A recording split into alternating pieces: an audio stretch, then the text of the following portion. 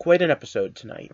We have Professor Pig inside Arkham Asylum, and boy does he know how to make a name for himself. The asylum itself, though, is a bit of a character in and of itself, and only the small piece of what happened tonight.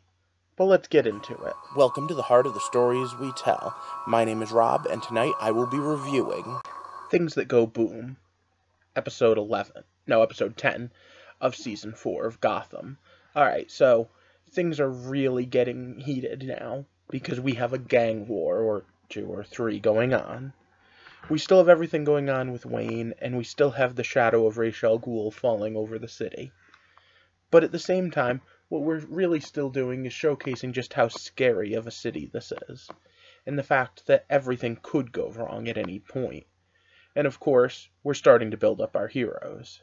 For those of you that don't know, what I do here is I review shows, examine the hows and the whys, the themes, the symbolism of individual episodes, and overall story arcs. If that sounds interesting to you, click that subscribe button. But for now, let's talk about in general what's been going on. In general, the season began with Bruce killing Ra's al Ghul, and then continued on with all sorts of little surprises. We've gotten somewhat of a proto-bat, a proto-cat, and oh yeah, Hush made his first civilian real appearance. But the big villain's been Professor Pig so far, someone that's playing up on the fact that pretty much the entirety of Gotham is one big sinkhole of evil. And then we have the war between Penguin and Riddler that's gone on just a little bit farther, now with Leslie caught in between, and the introduction of some super elements with Solomon Grundy, and of course we've got Girl Power Team too. All of that and more as the night dawns. So once again, it's stop. Spoiler time. Okay, for those of you that don't remember, last week ended with the kid ratting to Penguin about the fact that Falcone and Gordon have a relationship. And of course, that ratchets up that problem. At the same time, Penguin is still mad at the fact that Riddler's hiding out at the club that Leslie is currently running. So he's got problems on both sides, but we're going to mostly deal with the Gotham warfare that comes from Penguin and Falcone, because Falcone is caught dead to rights, or at least that's the trick they want you to believe, because of course she's got a plan and she's been playing him from the beginning, and even though he knows that she went and came back with Gordon after Gordon went to see Falcone, even though he knows she's been turning his captains against him, when he goes to torture her, she turns it all around. Because it's all going according to plan. The chess master level of this is, I don't know, like 13 or higher. The whole point is that she's been maneuvering perfectly, and even things that look like they turn against her are going towards her. And that makes even more so when the group I've been calling Gotham City Sirens are the ones that kidnap her. Now, Cat and them are already in Penguin's shit list, so when he says, stay there, I'm going to make sure Zsasz comes with a rocket launcher. And so begins the war between Falcone and Penguin, and it's one hell of a trick after trick after trick, as both of them are pulling chess master moves.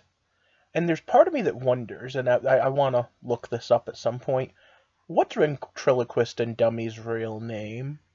Could this be a young ventriloquist? Alright, sorry, that was a little bit of a side thing. But alright, the whole move, counter move, and the fact that the girls are all working together, and Penguin has his army, and remember, Penguin's got quite a few scary people on his side, makes for an interesting next couple of weeks. But then we get Laszlo, Professor Pig. He planned this all from the beginning. Yet another chess master moving within moves. And you know what? It's one of those things that doesn't really bother me that much because he's shown himself to be intelligent. But it did kind of bug me that they sent one lone cop to go into Arkham to double check him, and that he was able to escape so easily. But then I remember the fact that Arkham Asylum is pretty much the revolving door of prisons in the DCU, so I guess I can't complain too much.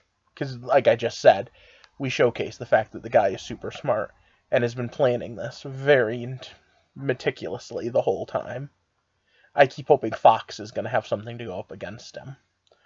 But there's a lot going on right now in this season, and I'm curious to see where this goes next. What about you? What did you think of tonight's episode? Did you think that any of the chess moves were too outlandish? Let me know as we enjoy watching as everything comes to bear.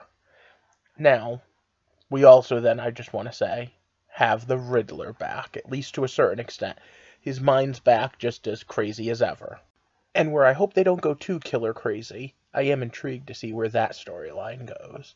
But for now, if you liked my little insane ramblings, click that thumbs up button, share this video on Facebook and Twitter, and of course, click that subscribe button if you haven't already. When I hit 100 subscribers, I'm going to do a special video and give away some gift certificates for Amazon. For now, though, I'd like to just thank you for joining my little community here and talking with me about why and how we tell stories as we walk through the heart of Gotham. Don't forget, next week, we're back to the Bruce story, so I'm sure there's going to be lots of weird themes going on.